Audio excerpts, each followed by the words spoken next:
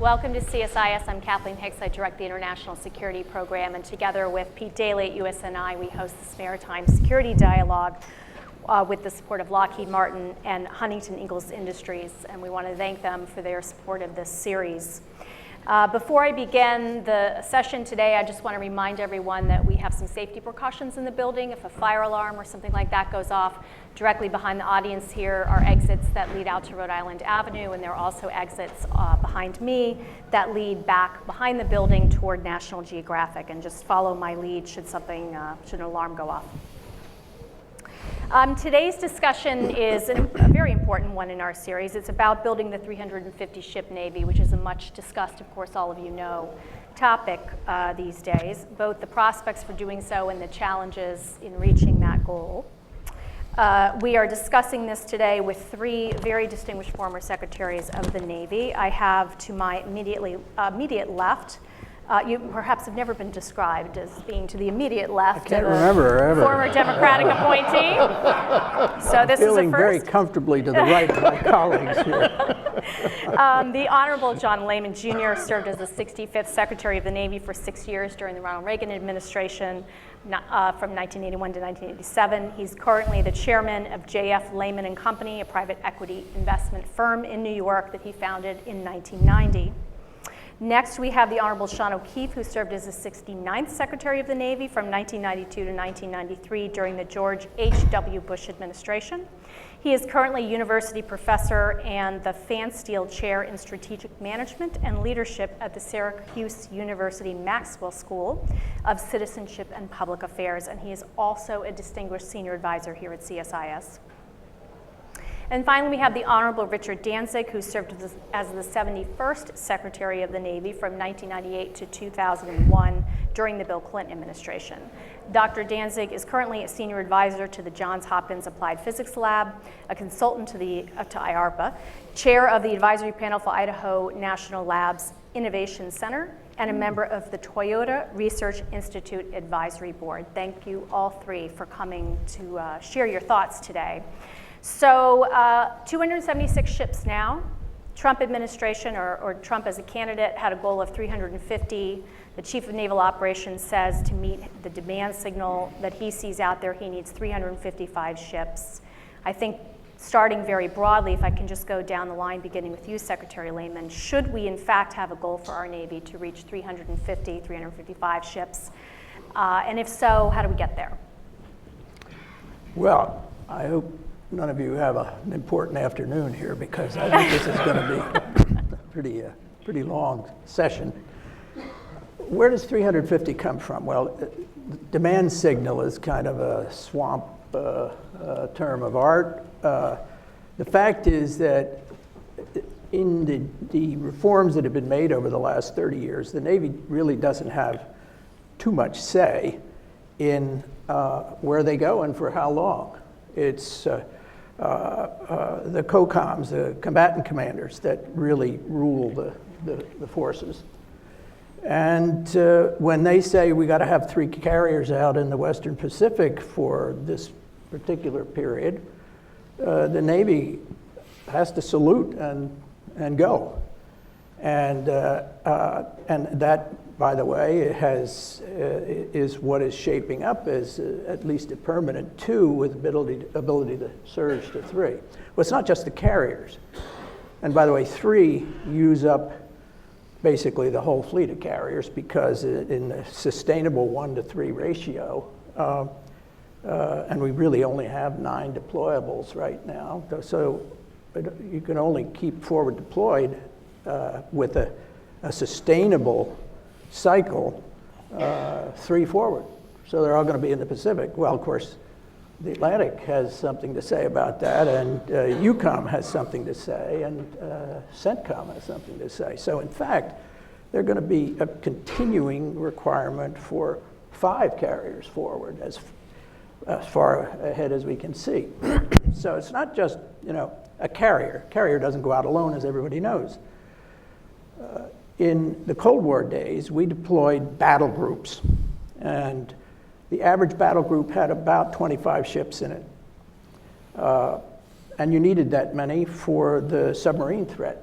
You go into a high threat area, you've got to have a lot of tails in the water, a lot of active sonar, a lot of helos, and that takes, and you have to have your underway replenishment ships and cruisers, you have to have your anti-air capability. Well, when the Cold War ended, the Navy shifted to what are now called strike groups. And the reason they're not called battle groups is they can't do battle in a high threat area because they deploy normally with about 5 additional ships instead of 25. And that's because we don't have any more. And so that's why it's so silly to, it could only happen in the swamp, that debate about whether we should have readiness or more ships, because they're inseparable. The reason we have such readiness problems is that the ships are being run, to mix a metaphor, into the ground. And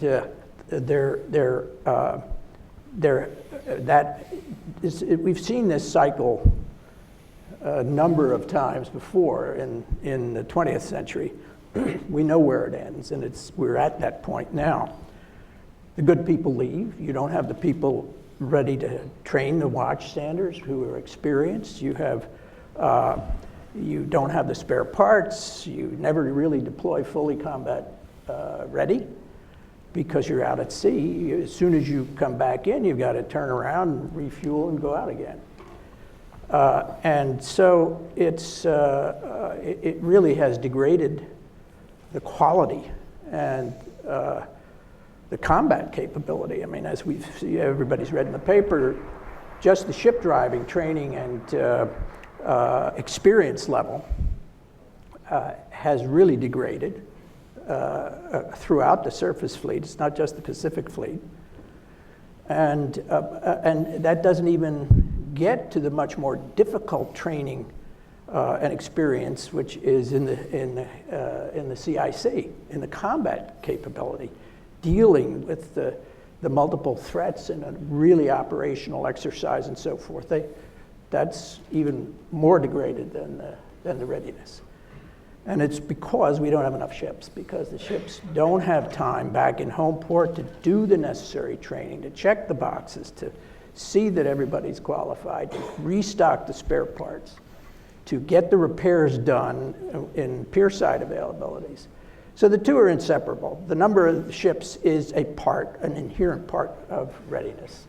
Fewer ships, worse readiness. There's no way to cut it. Now, you could say, well, give the Navy the power again, which they once had, to say, hell no, we won't go. We're not going to go.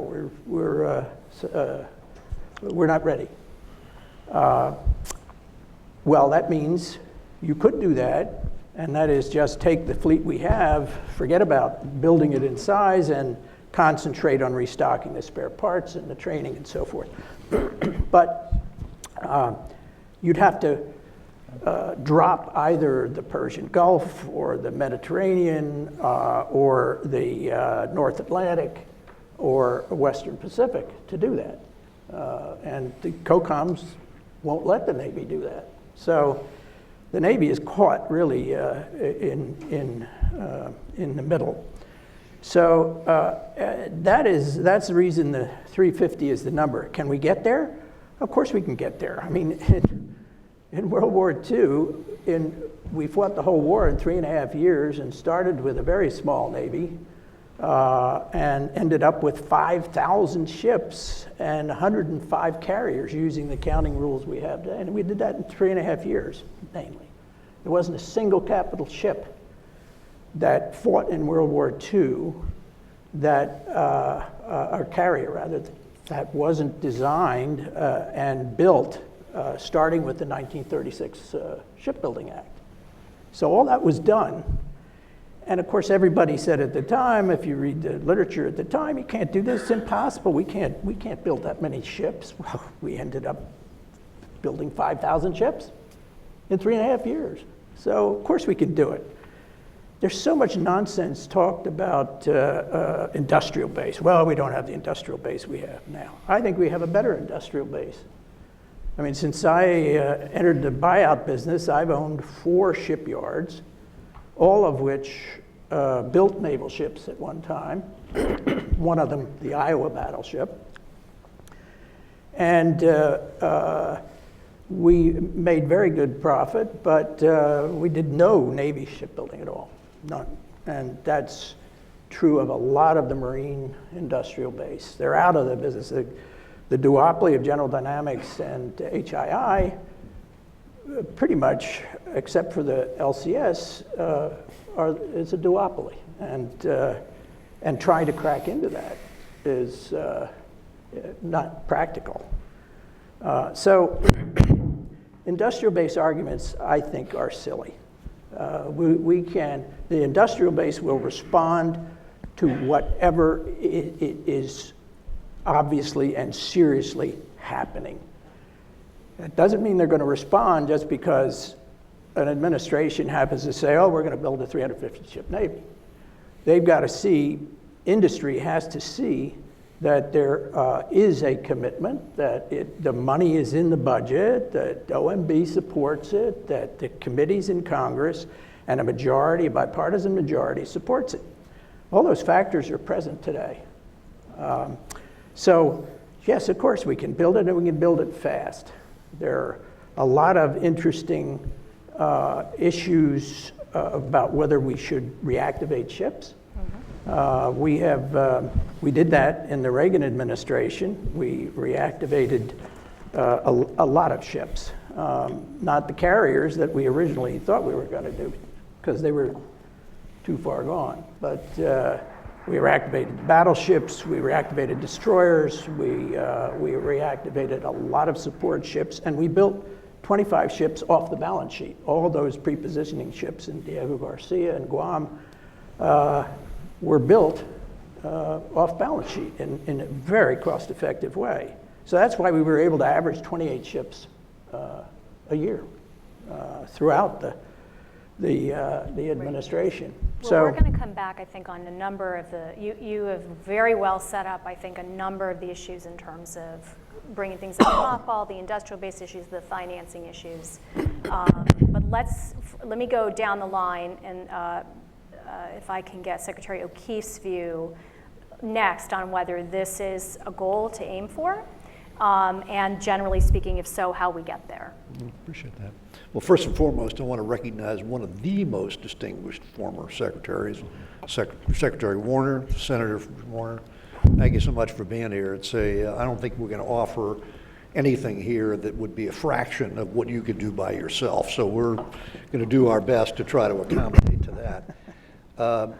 I fully agree that in John's proposition that 350 ships, or any number you choose, is a bumper sticker. It's descriptive of whatever is the derivative of the strategy that you determine is the appropriate configuration to project power, to have the capability in order to demonstrate the force of the United States around the globe. At present, at last I'm advised, there's 7 of the 11 carrier groups are deployed now. Now, that number does not equate to 350. It would have to be substantially different than that, depending on what kind of configuration you want, what kind of, as John described, whether it's a battle group, a strike group, or whatever you're going to formulate. It becomes the formulation of that particular strategy, which is yet to be really articulated in this administration. So as a consequence, at this juncture, 350 is a notional figure that is no different than an earlier point in which we have targeted some number as emblematic or indicative or descriptive of the broader strategy. In this case, that's not there. What we're seeing, though, by action is an effort to consistently, as over the course of history, and John's description of that is absolutely dead on, that there is not a lot of argument about once is a determination on the part of the National Command Authority, which is defined as the President of the United States. Once that's determined that, yes, indeed, we are going to project force in order to demonstrate the intent of the United States, then there is no Secretary of Defense or Chairman of the Joint Chiefs who will advise the President that, nope, sorry, we can't do that right now, we're too busy. So until and unless that kind of configuration shifts, where there's a cause and effect that's established on something like this, whatever that number is going to be hard to justify given the circumstances of what's involved. This is as good bottom line is, this is as good a target as any as you could conceive, but starting with the wrong premise. It's not a count, it's a derivative of what the strategy ought to be. Second point, I think, is right on. The industrial capacity is not the limitation. This could certainly, it'd be great enthusiasm from the existing industrial capacity out there, so you bet we could do that. We could name that goal of 350 in 2 notes and accomplish it quickly, all that. That said, the greater limitation is going to be on the capacity to actually determine what the configuration will call for in terms of human resources, manpower, capability to crew the vessels. And how you'd go about doing so is going to be a trick, in part, not because there's a paucity of folks who would enlist or think about it, although that's a never-ending kind of challenge that has to be wrestled with regularity. The greater challenge is going to be how much of that it consumes of the resources that are available.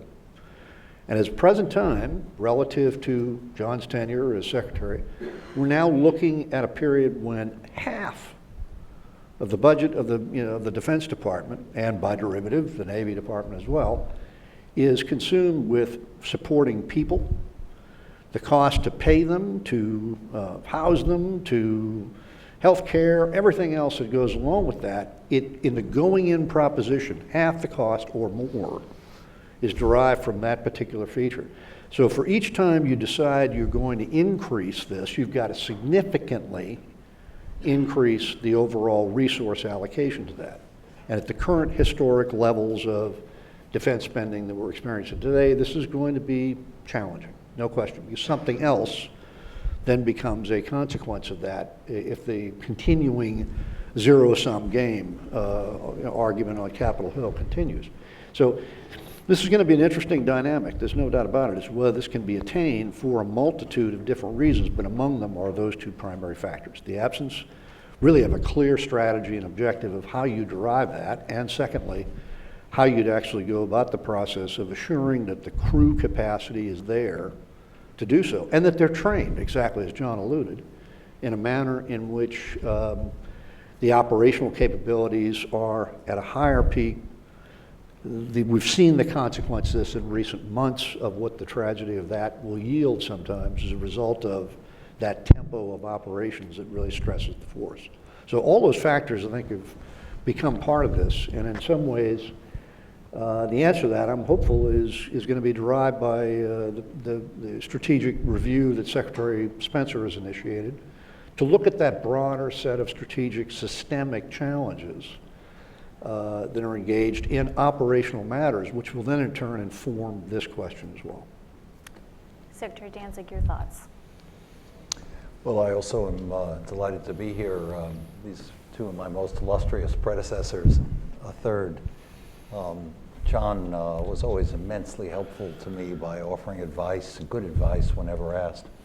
Sean would offer advice even when not asked. Sometimes I had the feeling, could I just take the beer, Sean? But I've always listened to these. It cost me to invite him to advice, yeah. I've always listened to these 2 gentlemen, and you're wise to do so. That said, I was glad that Kath began by giving you instructions about how to respond to the fire alarm and how to evacuate. Because I'm going to differ in the point of view with respect to the central proposition being offered here, and some of you may want to evacuate, and it may create some fires. It's not that I disagree at all with the notion that a bigger Navy is undesirable. A bigger Navy is highly desirable, and we ought to do what we can to get more resources for the Navy. And I think John and Sean are quite right that we're all struck by how overstretched the present environment is. But what we choose as our rallying cry here and where we choose to put our focus is an absolutely critical issue.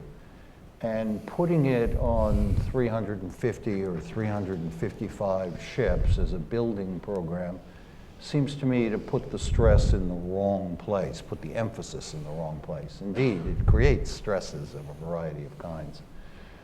It's not a matter of indifference, I think, what that rallying cry is. What you measure is what you motivate. Where you put your dollars is a strong indication of what your priorities are. There's a natural tendency in all the services to point to platforms.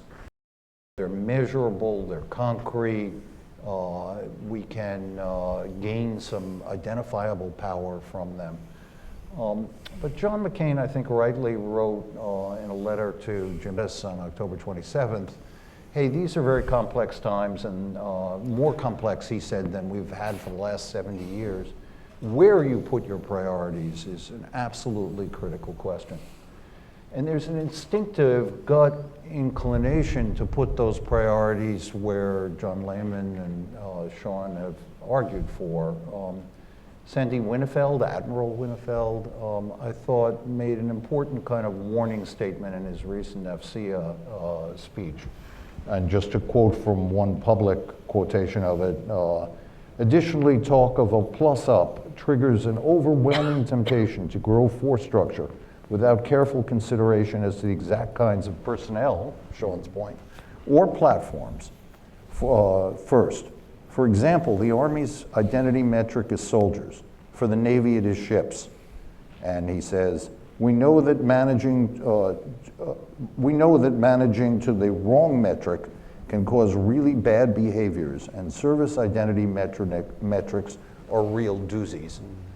So you all, as a Navy audience, see this very clearly in the Army and the Air Force, but it's a lot harder to see it with the Navy because we're inside it and we all care so much about it. But I think there are three fundamental problems with the focus on building structure. I entirely agree with John and Sean that it's not industrial base. We could do this if that's where we want our emphasis. The first problem is the one Sean touches on, personnel. We know that our personnel are extraordinarily overstretched. It's part of the point that's being made here. But a building program only increases demands for personnel. And I think the implication of proponents is, well, the personnel will follow. But really, the personnel are, to begin with, the key thing, and we ought to be talking about them. We oughtn't to make it the tugboat behind the carrier that we care about. We ought to say, this is square one, what we care about. And we need it now, that kind of attention, and we need it more urgently than a building program which necessarily will take us over the next 20, 25 years and increase stresses. John correctly points out that the stresses derive from the Navy's can-do attitude, the inability to say no, and the constant demand from COCOMs. But my basic premise is the demand from the COCOMs will always exceed the availability of ships. Build me a stronger Navy, I will have stronger demand. And to me, therefore, all I'm going to do if I sign up for this metric is exacerbate an underlying problem, and hopefully we can talk more about that problem. Second is basic technology innovation. A number of people have argued, and everybody in the room has varying degrees of familiarity with it, but some awareness of it, that technological innovation is crucial. Unmanned vehicles, both subsurface, surface, and aviation, cyber warfare kinds of issues, issues associated with artificial intelligence, issues associated with changing technologies, even hypersonic weapons. We don't deal with those issues by structure. And when we add to structure, we add to the number of targets that are in many dimensions quite vulnerable. We need to concentrate on those issues. It's not that I don't care about structure. It's not that a Navy of 350 ships wouldn't be a good thing. But I want to focus on personnel, and I want to focus on technology as my priorities before I get to that. And the third, and make that, as Sean suggests, a kind of derivative number. The third thing is the high-low mix. Some people are recognizing that in our present circumstance, we have huge incentives to have the Navy out there everywhere, John's point. We also have incentives to build ships for the numbers rather than for ultimately their warfighting capabilities. There is, as many people have observed, power in numbers. particularly in peacetime or in modest littoral conflict kinds of situations where more numbers add to more power. But fundamentally, the rationale for the Navy and the importance of the Navy to this republic is the ability to fight if and when we get into a major conflict. And it's the ability to deter that major conflict because we're so dominant in that arena. But if you raise the flag of 350 or 355 ships as the measure of our well-being, and we put it out there as what we want above all, we will motivate people to build more and more at the low end and less at the high end. And it's the high-end capability we need for that fundamental contingency. So my suggestion is it's easy to sign up for this, but the warning sign from John McCain and from Sandy Winnefeld is think about where your real priority lies. And my suggestion is your real priorities should lie with the personnel, with the technology, and with the capability for fundamental warfighting. And 350 ships or 355 distracts from that priority and points us in the wrong direction in terms of ultimately the kind of balance we need to achieve.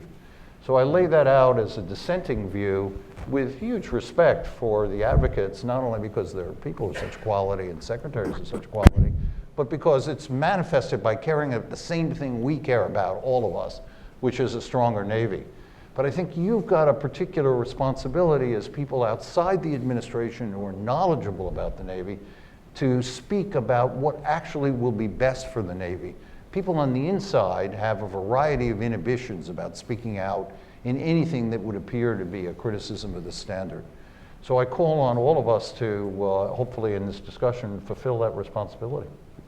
Great. Well, we indeed should have scheduled, as Secretary Lehman pointed out, perhaps hours here, not because those were long, but because it was a very rich lay down of the many issues. I know we're not going to be able to get to all of them, which I'm regretting.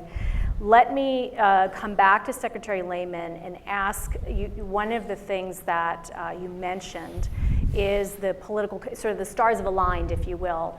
A concern that many people have in any capital intensive service, certainly the Navy in this time frame, is the degree to which we can sustain commitment and the uncertainty of the environment also geopolitically in terms of what are the types of capabilities we might need 20 years down the road, et cetera.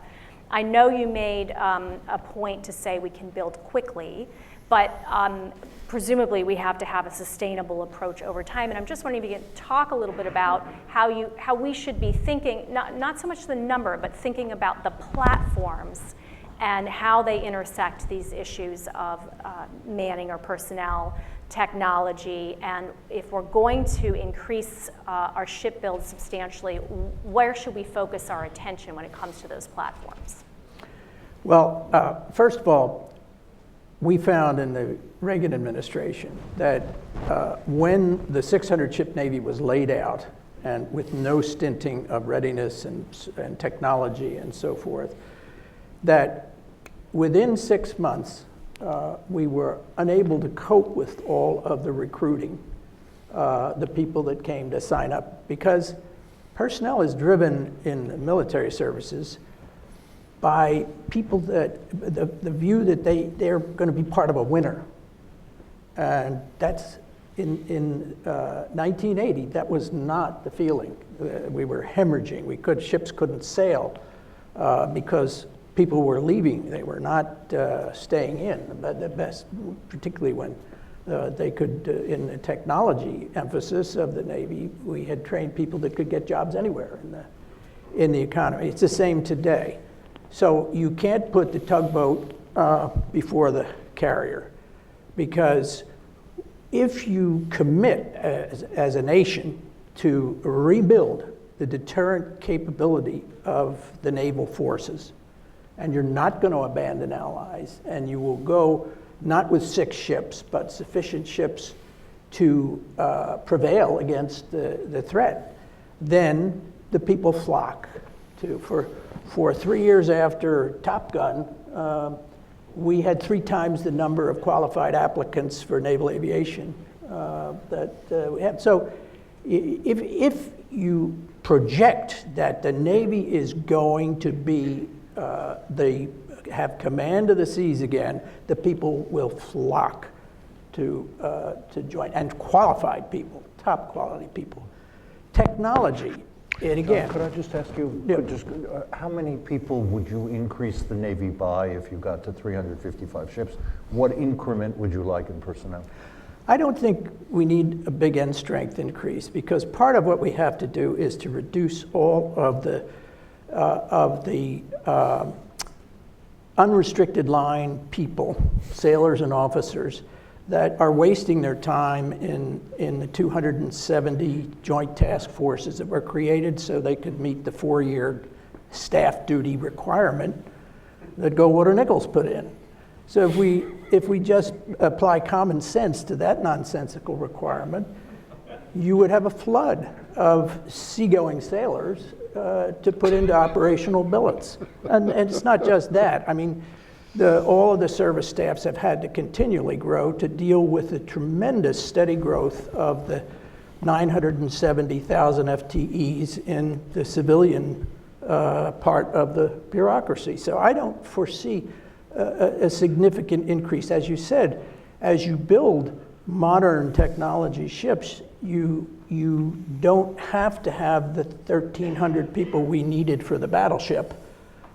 You can use technology. I think some of the pie-in-the-sky planners have gone way too far on the LCS, for instance, because if you look at the Fig 7s, the Stark and the Roberts had tremendous battle damage, but the ship was built to withstand damage, and they protected the crew, and then the crew saved the ship because there were large enough crews so that they could fight and survive. So it's not that much of an obstacle. One last thing on the technology issue Yes. that you raised. Thank you.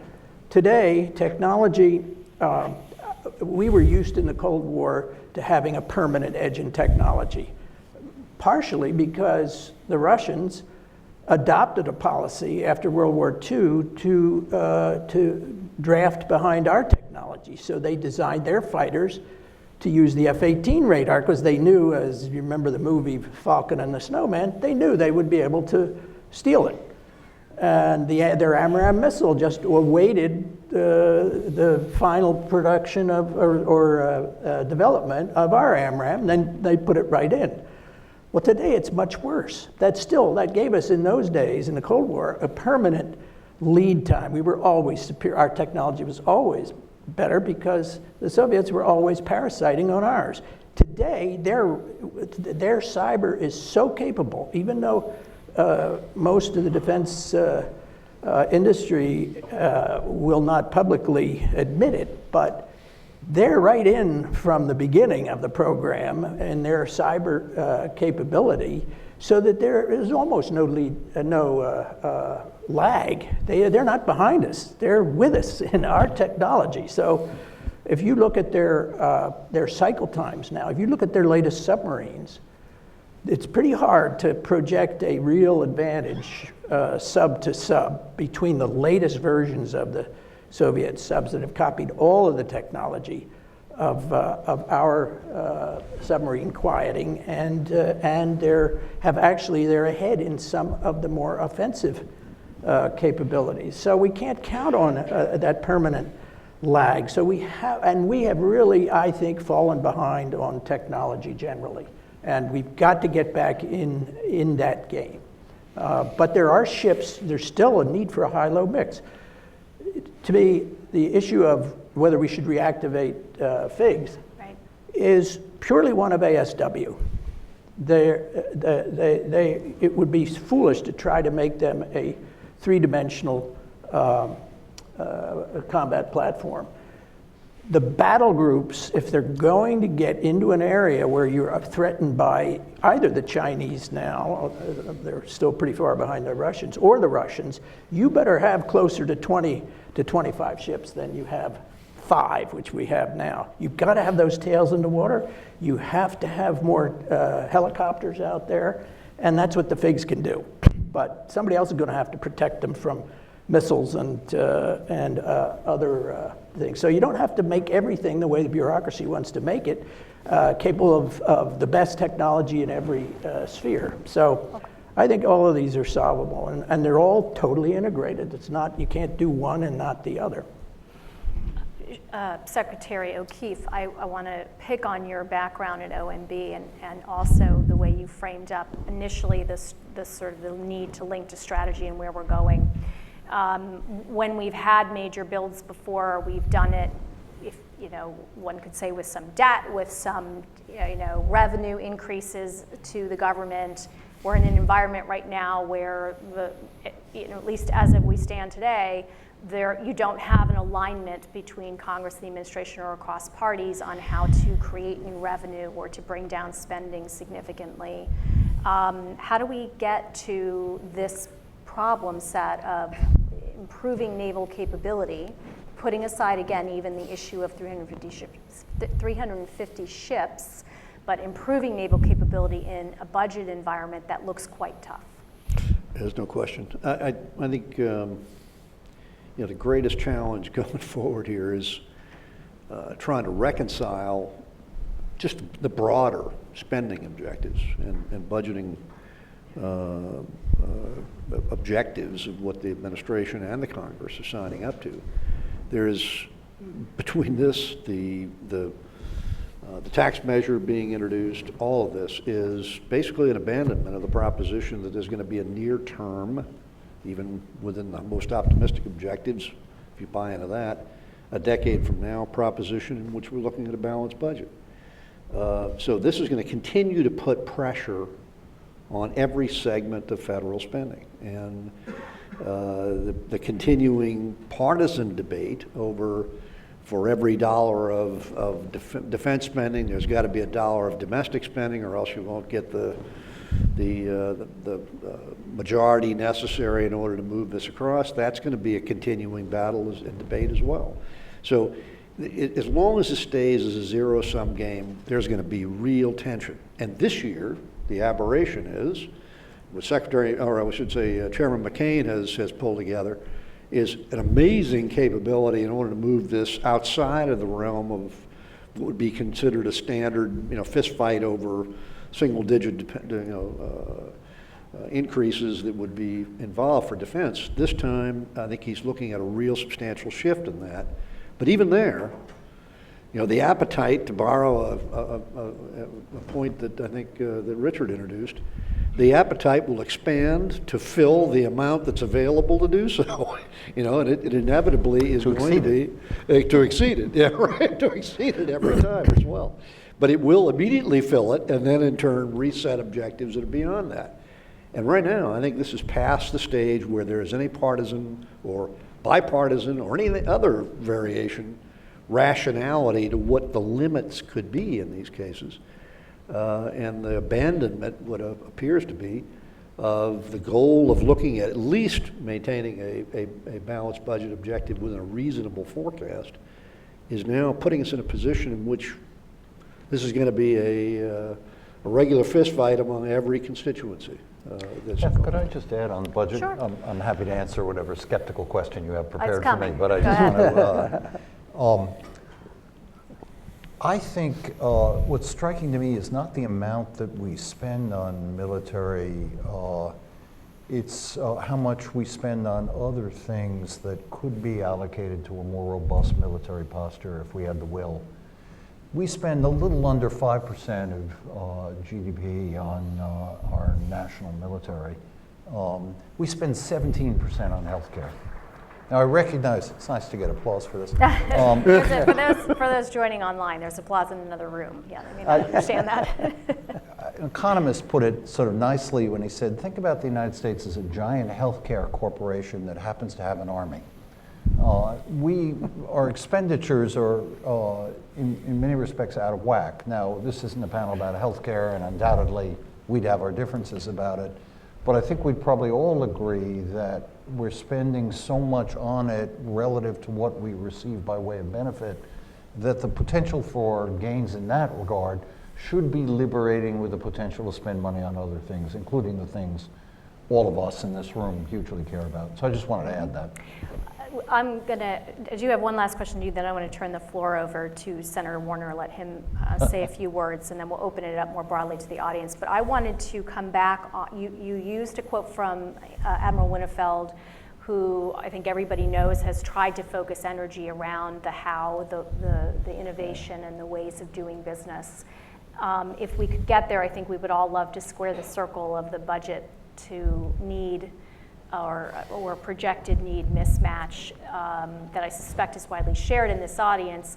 And you mentioned technology, Secretary Danzig, whether it's unmanned or other kinds of technologies, where do you see the most hope or promise for the Navy, whether on technology and or on operational concepts that are emergent that might be able to use such technology to help the Navy grow its capability? Yeah. Well, it's a big topic. I think there are huge amounts of opportunity, just to pick a few. I think that what we're seeing is an increased capability to hit with precision from extreme distances. And this, I think, poses huge problems for the Navy, but also has huge potential. Instead of needing to be within eyesight, we move to a world of munitions where we could be at standoff at some considerable distance. And now we're moving to the point where we can stand off at hundreds and thousands of miles. The great articulator of this in recent times has been former Deputy Secretary Bob Work, and I recommend his Bernstein lecture to you, just given down the block a bit ago, as a good articulation of this point of view. So improvements in precision as an offensive matter and in ability to launch from range also require improvements in sensors for observation about where you are. And I'd put a lot of technology effort into that. I would put a lot of technology effort into how do we disguise our ships, stealth kinds of issues. Anything on the surface of the Earth is a reasonable target in this day and age. What do I do with a Navy in that context? And technological answers are demanded for that. And it isn't a question of generating more ships, it's a question of better covering what we have. I want to come back to the personnel point in the technology context. Right. I think John and I would agree that there's a limit to how much you can reduce the number of people on ships. I think actually that limit is lower than the number that we can reduce to is lower than perhaps John might think. And I think there are a lot of potential for improvement in those arenas, but that's a debate we could have.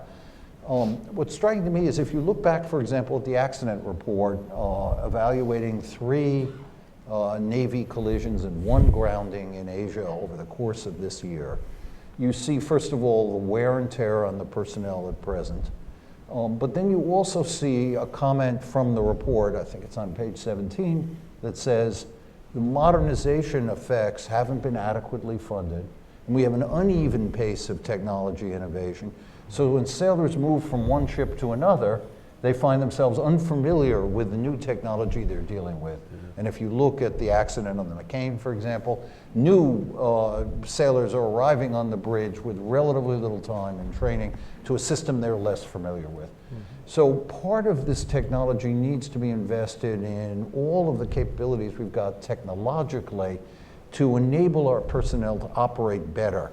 And this means some far out stuff like using virtual reality and simulations and the like, but it also means some mundane stuff like standardizing and rapidly modernizing so we don't have, as we have at the moment, a fleet with 1 foot in the past and 1 foot trying to get into the future.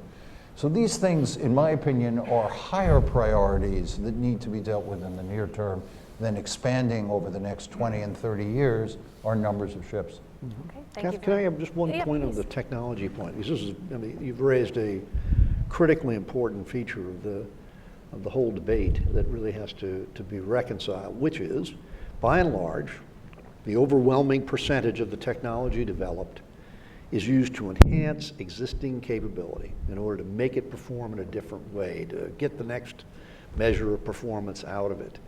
And the focus is consistently there for exactly the same mentality I think that Richard emphasized, which is everybody looks at things platform-centric. How do I get the next margin of utility out of this?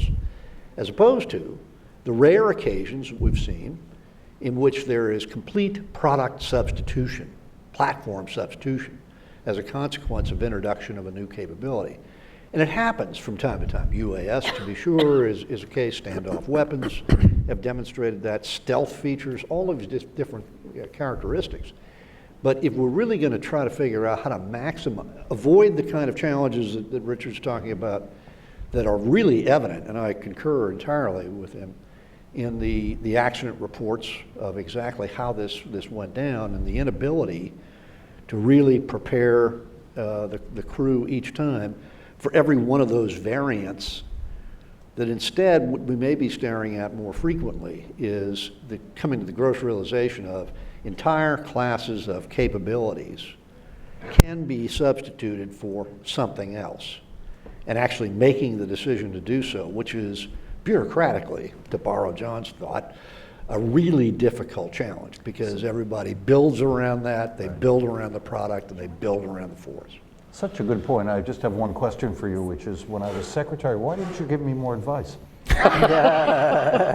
Well, it cost me too much beer. What are you talking about? You already emphasized Secretary that. Lehman, you wanted to jump in? Yeah, both technology versus size are impossible to succeed in with the current procurement system we have. Yeah. But Ash Carter, I think, set the standard in showing that if you have leaders that are prepared to apply common sense and cut through what is now, the actual statistics are it takes 22 and a half years now for an ACAT 1 or 2 program to go from, it takes 5 years just to get the requirements paper agreed through the DARS. And so it is taking us way too long. We deployed the F-22 with hardwired 286 architecture, probably the only system we have that can't be hacked by our potential enemies, because it took 24 years to go from the go-ahead to the first squadron IOC. We cannot continue to do this. It's impossible. The Ford carrier is, by most measures, about 3 times what the last, in constant dollars, Nimitz was. Same ship, but new technologies and so forth. Both building a ship, a fighter plane, or going to new technologies that could replace and will replace, in some cases, any of those.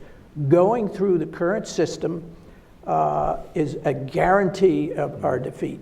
It's the best estimates of the intelligence community are that 22 and a half year cycle, which is normal for us, is a 7-year cycle now for the Russians, and roughly the same for the Chinese. Their ability to, because they both, through different means, got rid of a lot of their bureaucracy, and ours has just continued to grow. And it's really time that destroys the budgeting of the budgeting discipline. But it can be done. It can be effectively surmounted, as Ash Carter showed. And if we don't do that, if we don't bring competition in, if we don't bring shorter cycles, if we don't require every single program to have an equal say from every service because it's got to be joint, then we're doomed. We'll never be able to get beyond where we are now. 2009, we did a China Red Team on innovations the U.S. could undertake that would they would feel were threatening, and right at the top of the list was alter our acquisition system. So that tells you something right there. It's a strategic weakness. We're going to turn the floor over to Senator Warner, former Secretary of the Navy, in case you have a few words you'd like to say, Senator. I'd like to have an assurance that as you reach this magical number, and I say that with great respect, and thank you for the deliberation that each of you put in on this issue. For a long time, John was out there all by himself, but now you got alongside 2 very able hands with you. But the ever-changing threat, particularly from overhead systems to our systems on surface. Are you looking at a possibility of increasing subsurface systems in numbers to begin to hedge against whether it's cybersecurity or other weapons directed in on those surface targets? In your deliberation, did you consider that at all? Well, just very quickly, I think that's one of the most promising areas that technology has opened up, that it's using technology that's available. Unmanned undersea systems have huge promise, but you're always going to have presence on the surface of the sea to transport troops and cargo and trade, and they've got to be protected, and they've got to be protected not only from underneath, but from above and from other surface ships. So the Navy has a very, very complicated challenge to do it, but you're absolutely right. Technology has really opened up in UAVs, particularly underwater UAVs, new opportunities at affordable prices. If I can, Yeah, please. I completely agree. I think the logic you laid out is just right, and with what you just said, John, as well. I just would note that technology is never constant, and what's true today may not be true tomorrow. I can imagine the evolution of artificial intelligence capabilities and improved sensors dramatically changing the capability to find submarines, even in a place like the Pacific. And this then would raise fundamental issues for our triad, our Navy, and so forth. So I'd always want to hedge to some degree, and I think that proposition is right today, but I would want to recognize it may not be right some decades from now. Okay, we have a lot of questions. So what I'm going to do is I'm going to do two at a time and then throw it open and see what you'd like to answer from what's asked. So why don't we do these two right here in front? So we'll do Harlan first and then Sydney. No, right up here, Eric. Kath, All you the way could up. actually save more time by having them speak in unison. No, we could. I'm Harlan Ullman. I want to draw on Richard Danzig's not Pentecost. fire escape analogy at my point. I think, for three reasons I'd like you to comment on, that the issue is not going to be 350, it's going to be keeping what the Navy has today. The Armed Services Committee have come up with a $700 billion budget, which is not going to be sustained, which I argue is a floor, not a ceiling. Second, we have the issue, and John Lehman suggested this, of uncontrolled or uncontrollable internal cost growth inside the Pentagon for everything from precision weapons till people of about 5 to 7% a year, which means you got to bump up the budget between $30 and $50 billion every year just to stay even. And third, John described this Frankensteinian process that had to be designed by the KGB in terms of the budgeting, Budget Control Act, oversight, regulation. In fact, when John was on the 9/11 Commission, I had asked him what was the biggest change he had seen in the 15 years since he left being Secretary of the Navy. And he said the regulatory process has become huge. It's gotten even worse. So how do you take on the reality of budget constraints, which are probably going to get worse, uncontrolled or uncontrollable internal cost growth, and this regulatory morass, which is just Frankensteinian? Sydney. A related and equally cheerful note. You've said, the industrial base is not a limiting factor, but I'd love you to break that down. I mean, presumably Halter Marine is not building CVNs, but what can you actually get out of these other yards? Where are they? Are we going to be building arsenal ships in Korea or missile boats in Shreveport? I mean, what kind of Navy can you actually build? It probably will look very different if you go to different yards, possibly even abroad. And these are linked, so I'll throw it open. Well, I'm You want to closest start? to you, so I'll Absolutely, start. thank you. I mentioned that we owned 4 yards over the last 15 years or so. One was in Mobile. It was right next to the Austell yard, which was a yard that had never built a ship, and was created by the Australian firm Austell with General Dynamics oversight. and is now producing LCSs. And we were right next door to it. That yard, we made a lot of money on by repairing and subcontracting with commercial shipbuilders, and a little bit of, but very profitable money repairing Navy ships. That was the yard that turned out one T-1 tanker a week during World War II, with Hank Aaron as its most prominent employee. But the graving docks are still there. All the cutting sheds and the derricks and the cranes and the infrastructure is now all modern. It's all computer controlled. It could, like that, recruit or borrow or partner with a contractor that had the necessary software engineering and the basic facility if there was a possibility to compete. The biggest missing factor today is there's no competition. I mean, everything's cost plus, and the bureaucracy has its favored contractors, and they get awarded theoretically fixed price incentive contracts, but they're really cost plus. And that drives the cost. There are no constraints on it, and it also constrains the innovation and the infusion of new technology. So then we owned the yard in Philadelphia that built the Iowa, in the old Philadelphia Navy Yard. The European Norwegian company has come in and turned it into one of the most modern commercial shipbuilding yards in the world, and they're making nice profit, of course, on Jones Act ships, but still producing a very fine product. All the equipment is there. They have all the trades. They could, if they were allowed to bid, they could. And first of all, one of the main reasons yards like that don't bid is because they know that the Pentagon system is out of control. I mean, when we build our Hawaii Super Ferry, same size as the LCS, in a shed 150 feet from the first LCS, we produced 2 ships roughly the same size, on time, on budget. We had 2 change orders through the entire program.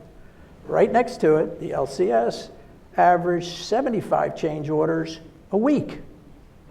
And so it overran by 400% and took 3 times as long to go. So I want to go back to Ash Carter. I mean, Ash can be a real example if you're prepared to take on the bureaucracy and cut through it and cut out lots of people. Because his program, when he initiated the various permutations of the emergent requirements program, averaged from start to deployment 401 days, not 22 and a half years, because he had the power to grant waivers. Well, his pen got very tired. He told me he spent 90% of his time granting waivers to the DAR. Well, you don't have, that can be fixed. All of this is fixable. But if we just say the process is the process, we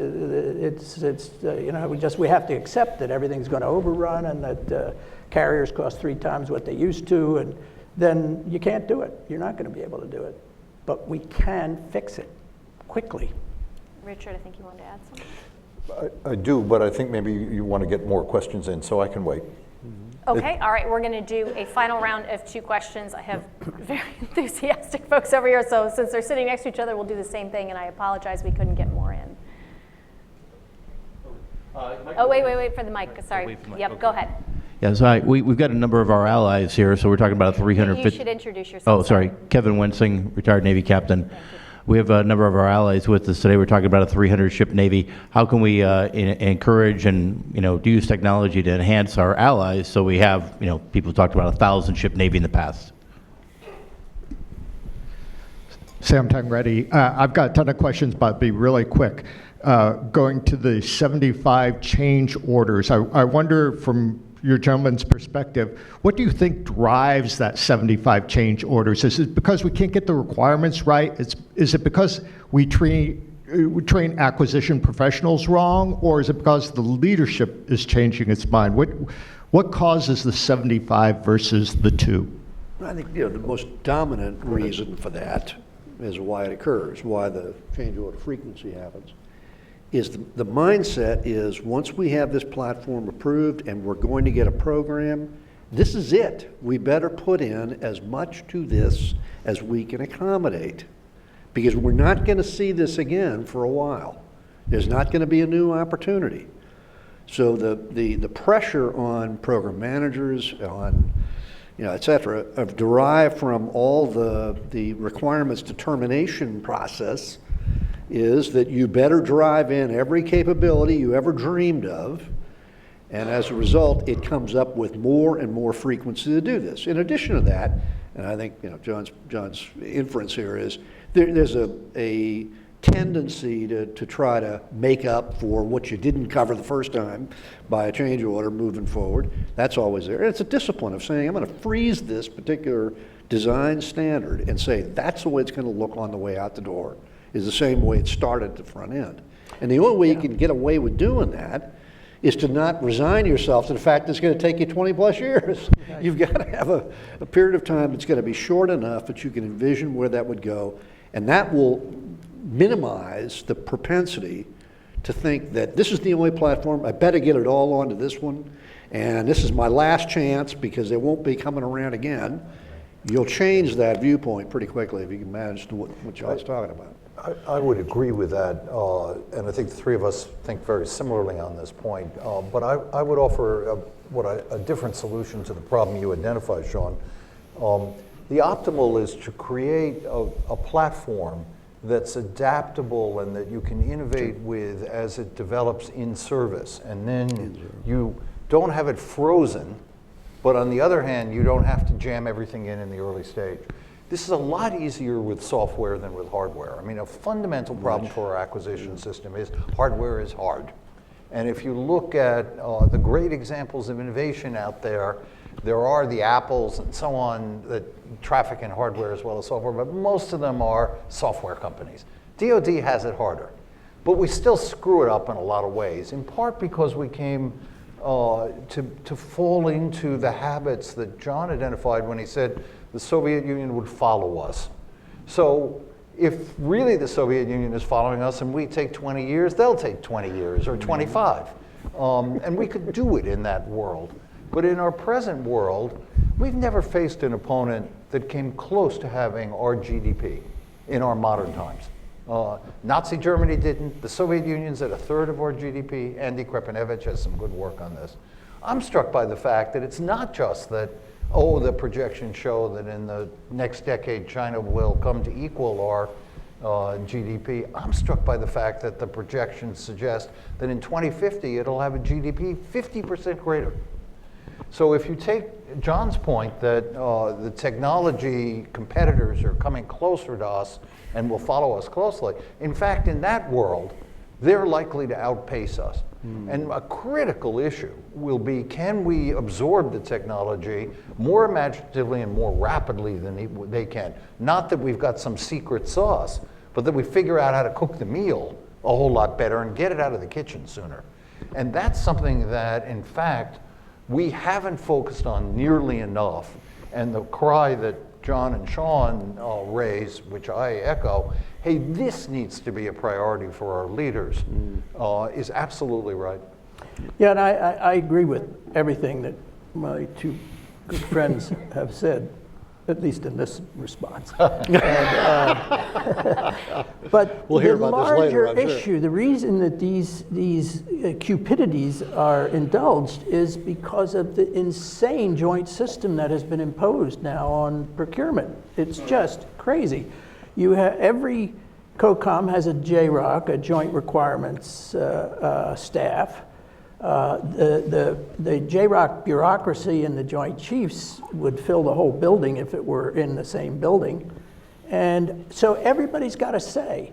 There are lots of anecdotes. I'm sure if you talk to the parade of failed program managers in the LCS program, that in fact, one of the crucial things that ruined the monohull, requiring a 43 knot top speed, which forced them into this kludge of a combining gearbox and a lot of other things. That came from 2 determined Army colonels from EUCOM. And everybody gets a say now. Everything's by committee, and nobody's held accountable because they can't be held accountable because they're just one of 40 review groups. It doesn't have to be that way. We don't need laws changed. The Armed Services Committee in the DCAA that was passed in the House yesterday by an overwhelming vote, 240 to 70 or something, showing consensus it's time to build.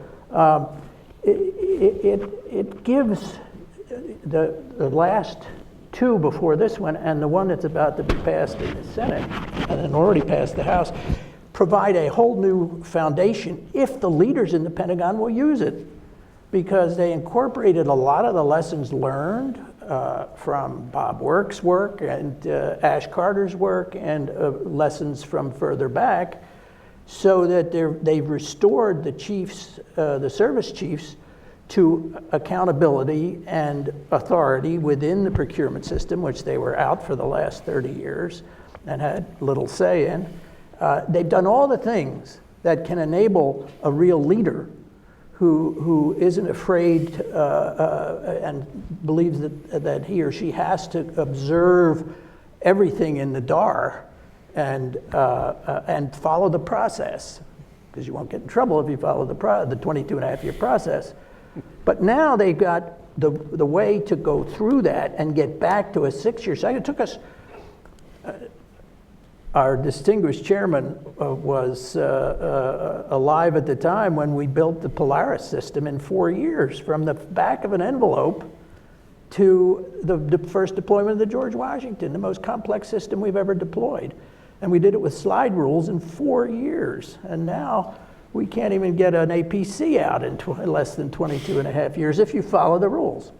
Sorry, I'm sort of the crazy uncle in the attic. No. Well, we are beyond time, and I would like to keep going, and I definitely wish we had had time to address the allies and partners piece. But I think what that means is that we would love to have you all back next year for a reprise. That was a great conversation. Yes. Thank you. Sorry, and a fresh round of applause. Please join me in thanking these former secretaries of the Navy for their service and for joining us here today.